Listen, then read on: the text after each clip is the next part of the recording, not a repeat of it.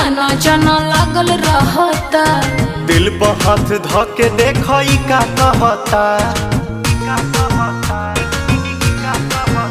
हाँ डेली राउर आना जाना लागल रहता। तो दिल पर हाथ धके देखो ई का कहता।